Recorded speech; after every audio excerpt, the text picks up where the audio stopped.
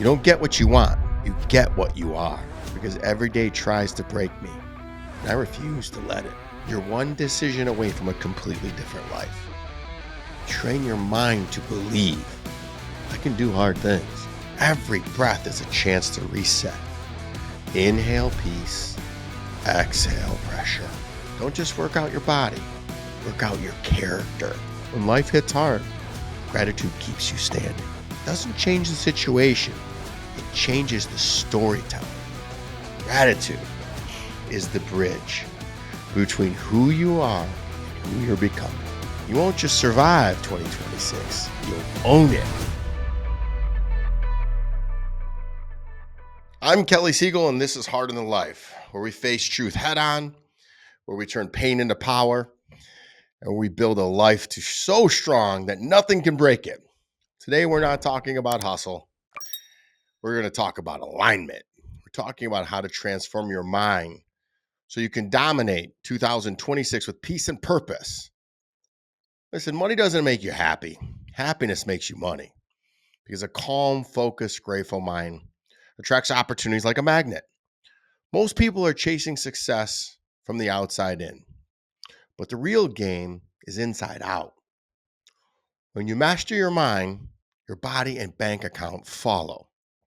I've learned this the hard way. There was a time when I had it all: cars, cash, and a company on fire. But inside I was burning down. Then I found the 4 rituals that changed everything. They made me happier, sharper, and more disciplined than I ever thought possible. These 4 habits aren't tricks, they're tools for freedom. Do them daily. You won't just survive 2026, you'll own it. First ritual, and I know you're waiting, is physical training. Surprise, surprise. Because when you look good, you feel good. And when you feel good, you do good. Your body is the gateway to your mind. If you're sluggish and foggy, your decisions will be too. If you're fit and focused, you think clearer and move faster. I've been lifting for over 3 decades, 30 years of iron and discipline. People ask, Kelly, why are you so consistent? Because the gym is my daily proof that I can keep a promise to myself. And every rep is a vote for confidence. Every sweat drop is evidence of discipline.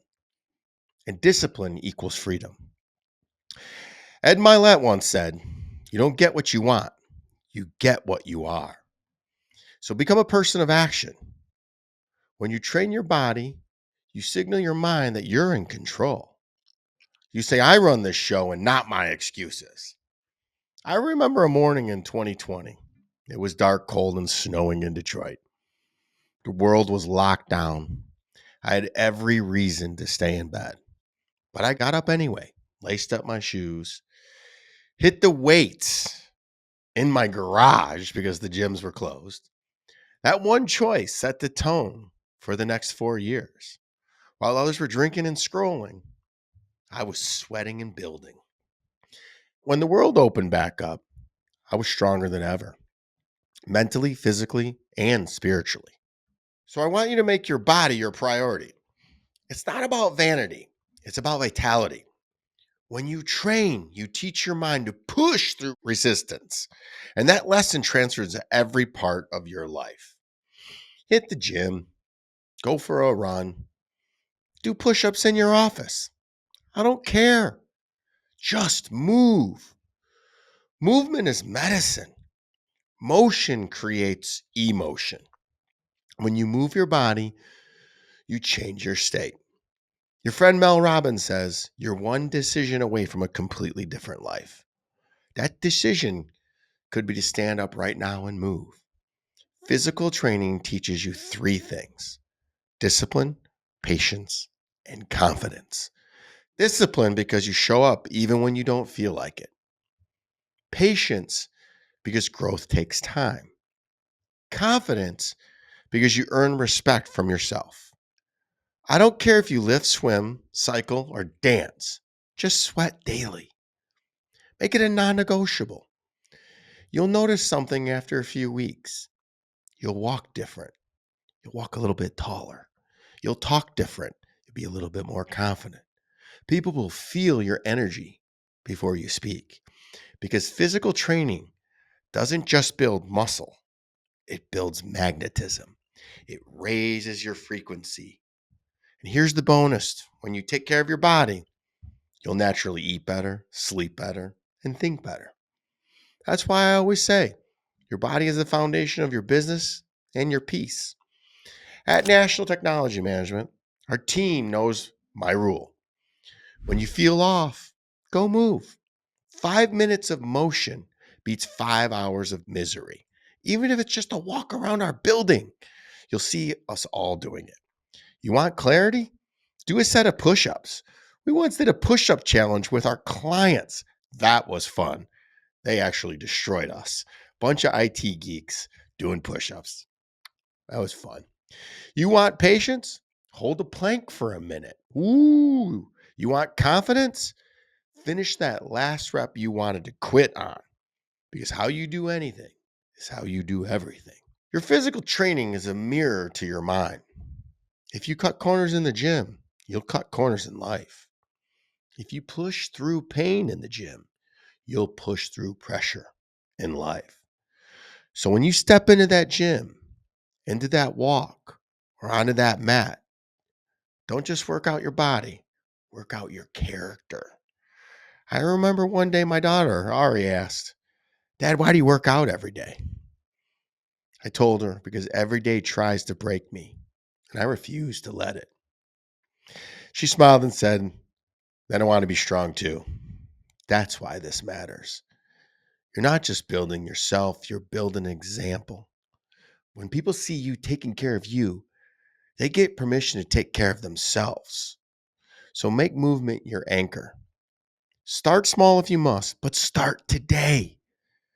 Because when you train your body daily, you train your mind to believe I can do hard things. When that belief takes root, everything changes.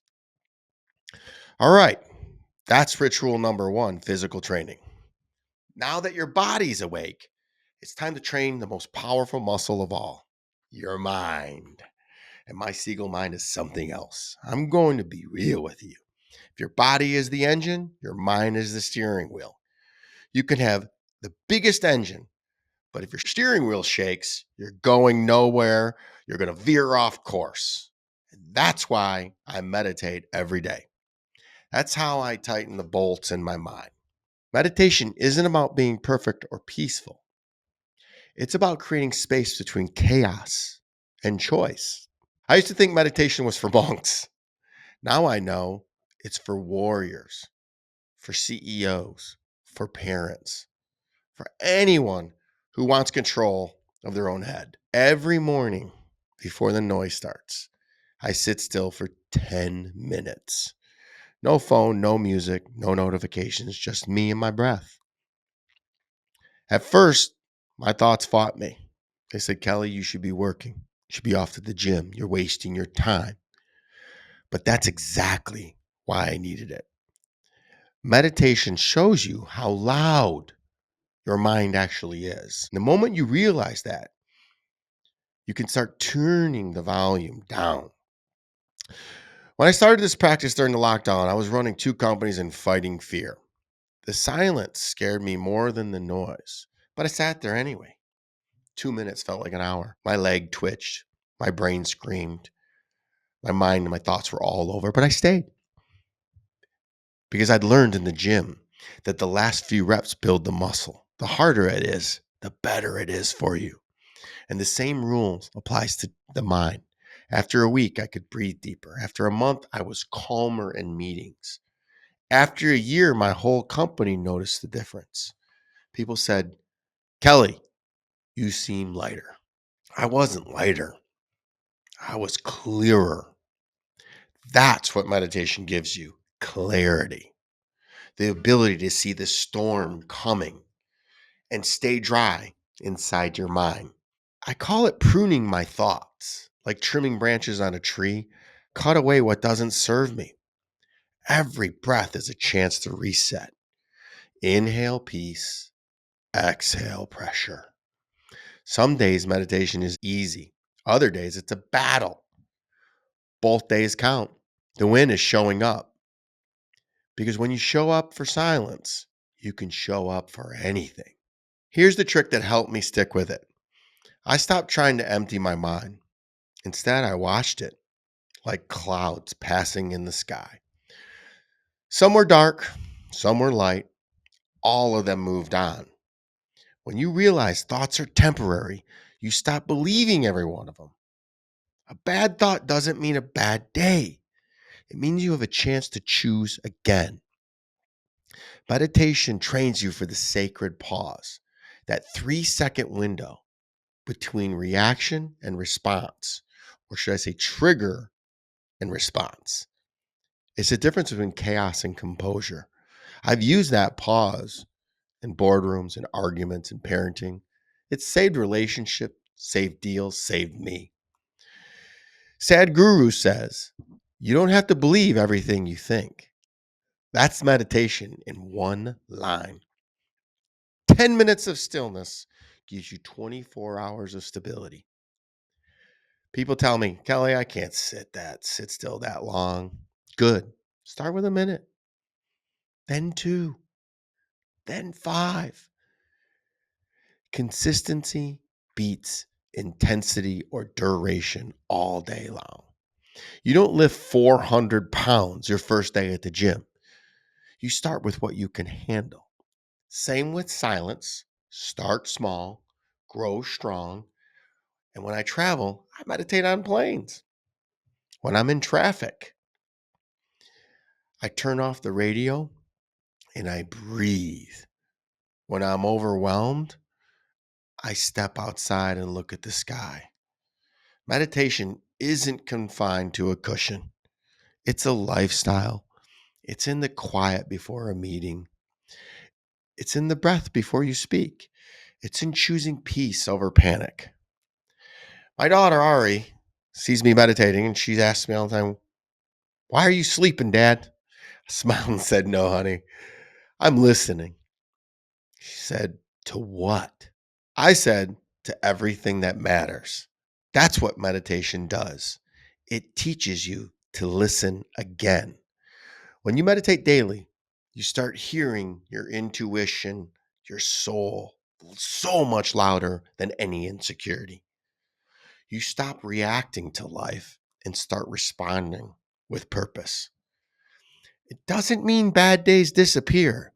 It means they don't own you.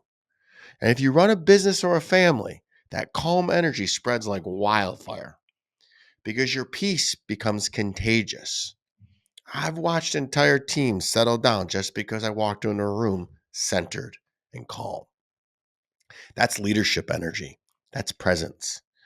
You don't get that from caffeine. You get it from stillness. Here's how you can start today. Set a timer for 10 minutes. Sit somewhere where you won't be disturbed. Now remember, I have animals, so they are always coming up for love. So make sure that your animals are put away as well.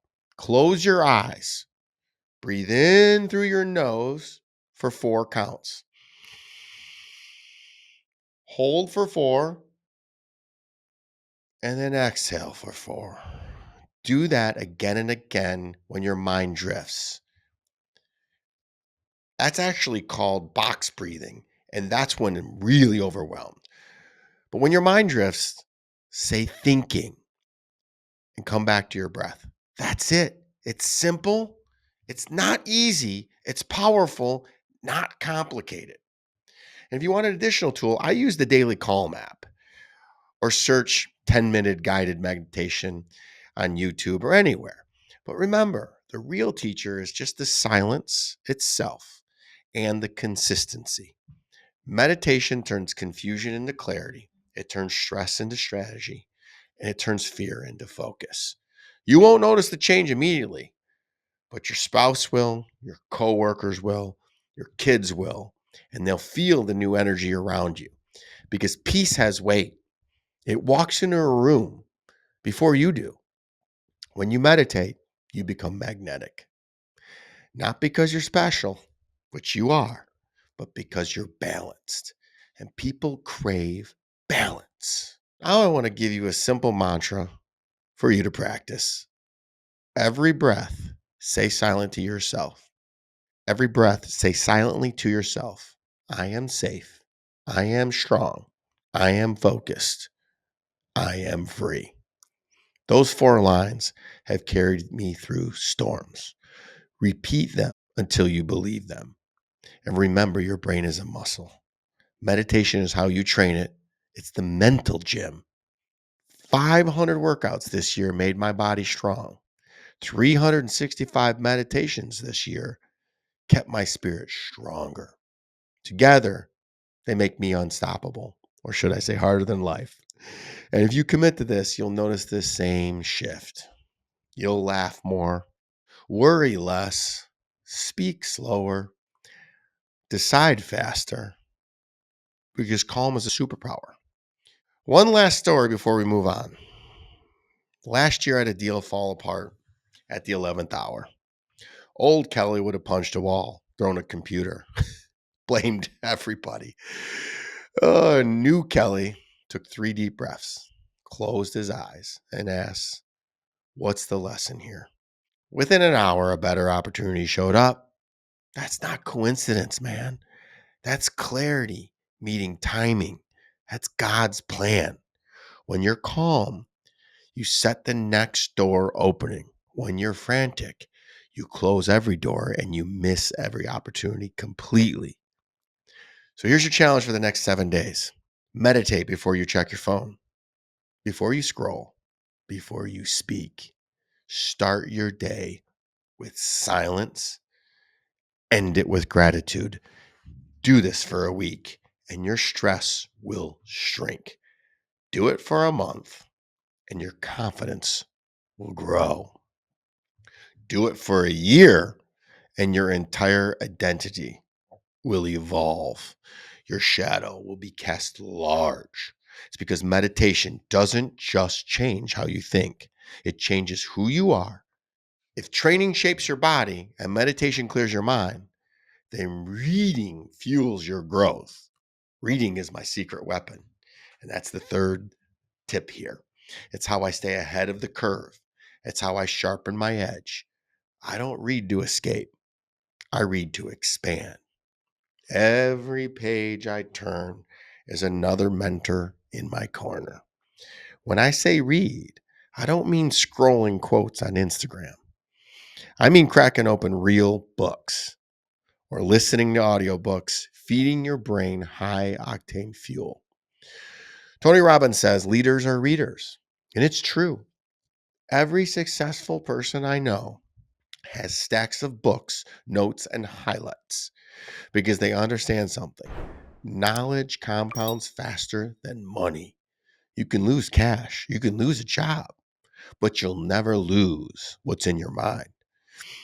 I started reading seriously when I realized I was repeating mistakes, same frustrations, different day. I needed new input to create new outcomes. So I made a rule, simple, small, easy rule. And I've said it 1,000 times to all you Heart and Life Nation. 10 pages a day. Read 10 pages a day, no excuses. Doesn't sound like much, right? 10 pages. 10 pages a day is over 3,000 pages a year. That's a dozen books. That's a new mindset every month. I call it invisible progress. You don't see it day by day, but one morning you'll wake up and realize you think differently. Reading rewires your brain for possibility. When I read The Compound Effect by Darren Hardy, it hit me. Small daily actions create massive results. When I read The Gap and the Gain, I learned how to measure progress properly. And when I read Buy Back Your Time by Dan Martell, I learned to protect my energy.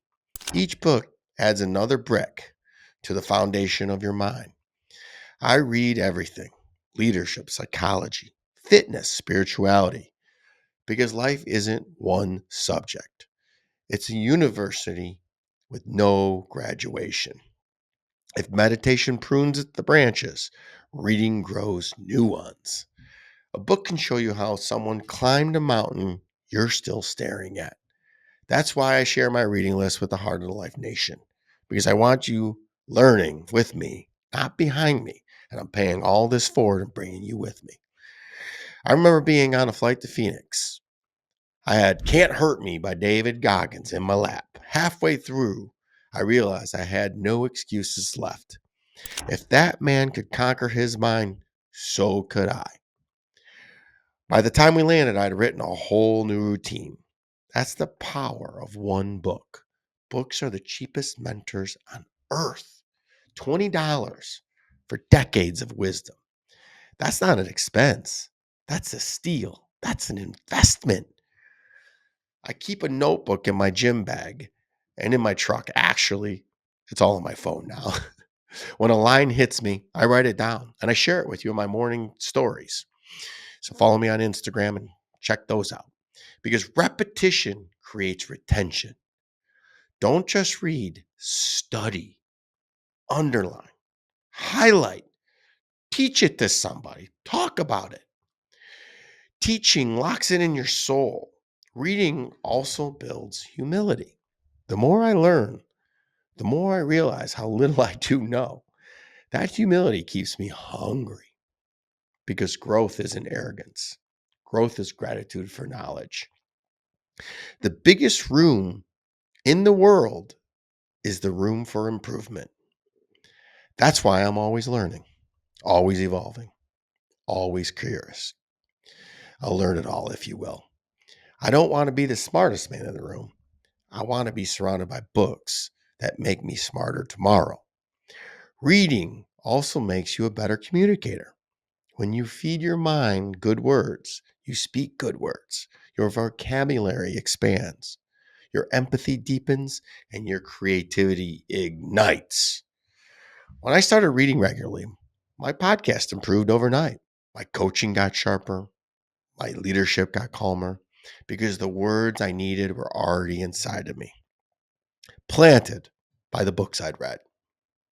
So here's your challenge. Choose one book this week, just one. Commit to finishing it before the month ends. 10 pages a day. Read it like your life depends on it, because your mindset does. And it won't stop there. Next month, pick another, start a list, write the title and the big lesson. By the end of 2026, you'll have a personal library of transformation. If you're not sure where to start, message me on Instagram or send me an email, kelly@heartofthelife.com, and I'll send you some of mine. If you look behind me, I have books all behind me. I've read every single one of them. If you struggle, though, to focus, try audiobooks. Listen in the gym, listen on long car rides or drives. People zone out with radio. That's another form of escapism. I'm not saying never listen to the radio, but if you're in a long drive, listen to an audiobook. One that I always go back to is Conversations with God. It's kind of wild out there. It's long, but I like listening to that. When I read it, then I listened to it. So uh, replace noise with nourishment. Instead of gossiping podcasts, listen to greatness. I listen to Mel Robbins, Andy Frisella, John Maxwell, of course, Ed Milet. Lately, I've been hitting the Chris Williamson and Stephen Bartlett, the Diary of a CEO. I really love the way that they interview. They remind me that greatness isn't genetic, it's practice, it's learned. And reading is a daily practice of feeding greatness. And I've paid it forward, because my daughter laughs at my stack of books and now she reads like crazy. So I've paid that forward. Reading prepares you for questions you haven't even been asked yet. So, how do you start? Pick a time you can protect. Morning coffee, lunch break. I particularly do just before bed. It's the last thing I do, so I'm not staring at a screen, and it calms me. It's a part of my nighttime routine. 10 pages, one chapter, very minimally, every night, no exceptions. Keep your book visible, carry it with you. Let it be a reminder that you're a student of life. Don't worry about finishing fast. Worry about finishing focused, but definitely 100% finish. Little pro tip: if it gets really, really boring, and I have a problem with this. I have to finish. You don't have to. That's just Siegelism. If it's just way off the deep end, just put it away, start a new one. When a particular sentence hits you, stop and think. I write it in my phone. Let it marinate. Ask yourself, how can I apply this today? How does it apply to my life? How can this help me? That application turns knowledge into wisdom. Reading without action is mental hoarding. Action without reading is reckless guessing. Boy, do we a lot of us do that. Combine them and you become unstoppable. Here's some great reads. I'm just going to rattle them off. Atomic Habits, like Winning the War in Your Mind by Craig Groeschel. And yes, I do reread My Harder Than Life and Happier Than Life because I still learn from my own journey and I like to see how far I've come. You guys have heard me say about the Four Agreements. That's my go-to. I read it again and again every single year. I'm due to do it soon. The Four Agreements are my favorite books. But again, email me and I'll send you anything you want, all the ones that I've read. Each one sharpens a different blade. Reading protects your mental diet. You watch what you eat, watch what you consume mentally. If you feed it full of negativity or entertainment, your thoughts will be too. Book is clean fuel. There's no algorithm, no noise, just pure growth. So turn off the TV, turn off the drama, turn on your curiosity because 2026 is not waiting for you. It's coming fast. And the prepared mind wins. Jim Rohn said, formal education will make you a living. Self-education will make you a fortune. He was right. My greatest financial blessings came after lessons I taught myself through books. So treat reading like a workout. Schedule it, show up, sweat mentally, and at first it might feel slow, but give it time. You'll start craving it. You'll finish a chapter and feel that dopamine hit and wonder what's going to happen next, and you'll feel healthy success. Final thoughts on reading. When you read, you join a conversation with the greatest minds in history. They reached across time to hand you their playbook. Don't waste that gift. It is hard to write a book. If they took the time to do it, you can read it and enjoy it because someday someone will be reading your story. Make sure it's worth the paper. If training builds strength and meditation builds clarity and reading builds knowledge, then guess what the last one is? Gratitude builds joy. Gratitude is the bridge between who you are and who you're becoming. When you wake up thankful, you can't wake up angry. It's impossible to be grumpy and grateful at the same time. That's why I end every day and start every morning with the same simple sentence. Thank you for this breath. Thank you for another chance. Thank you for the people I love. Thank you for the lesson I've learned. That one practice, and I forgot one more. Thank you for another day. That one practice changes the entire tone of my day, which changes the entire tone of my life. When I first started gratitude journaling, I thought it was cheesy, real cheesy. Now I see it as mental armor. Every line I write is a layer of protection against negativity because the more you notice good, the more good you'll attract. I remember being stuck in traffic on I-75 one morning late for a meeting, angry at every stopped car. Then I caught myself. I whispered, thank you for the brakes working in my car. Thank you for this car. Thank you for the road. Thank you for the time to breathe and be calm and get ready for said meeting I was heading to. Instantly, my shoulders dropped. My heart slowed. Gratitude flipped the script. That's what it does. It doesn't change the situation. It changes the storyteller. Every night before bed, I write down 3 things that went right. Sometimes they're big. A deal closed, a breakthrough in coaching, a great workout with perhaps my daughter. Sometimes they're tiny. And very much lately, hot coffee, a quiet sunset, a text from a friend, or literally just the bed I'm about to climb into. But every one of them matters.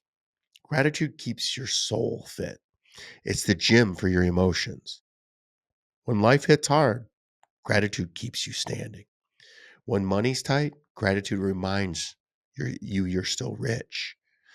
Our friend Mel Robbins, what you focus on expands. She's right. Focus on what's missing. You'll find more lack.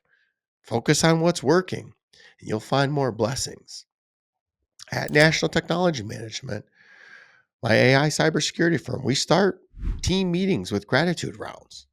Each person shares one win, personal and professional. I guess that's two wins. It changes the energy instantly. Problems feel smaller, solutions show up faster. That's the science of gratitude.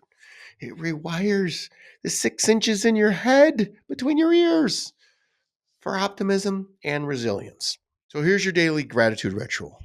Step one, wake up thankful. Before you touch your phone, say 3 silent thank yous. The easiest one is you woke up that day. Step two, write them down.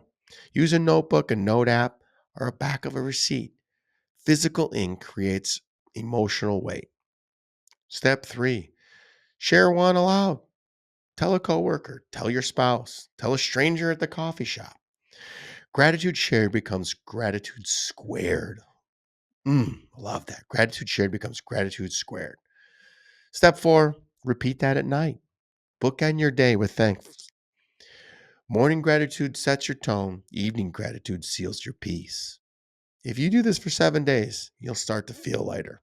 If you do it for a month, you'll start to see opportunity everywhere. If you do it for a year, you'll become unshakable. I've seen it happen. Clients, friends, and family.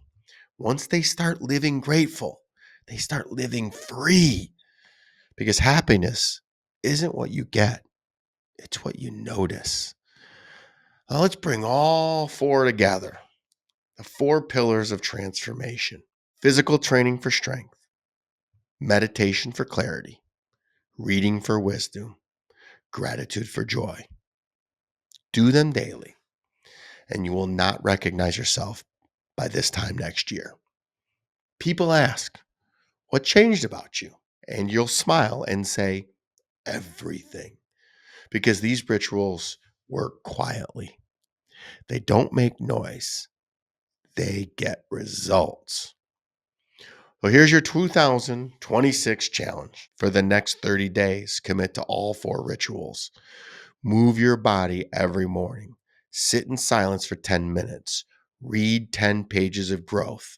Write 3 lines of gratitude. That's it. 4 habits, 1 month. A completely different you. Don't wait for January 1st. Start tomorrow. Start tonight if you can, because success loves speed and it favors the starter, not the talker. If you miss a day, it's okay. Forgive yourself and keep going. Progress over perfection.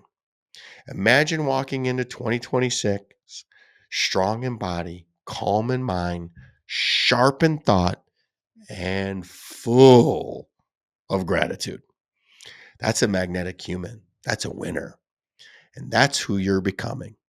The world doesn't need more noise, it needs more examples.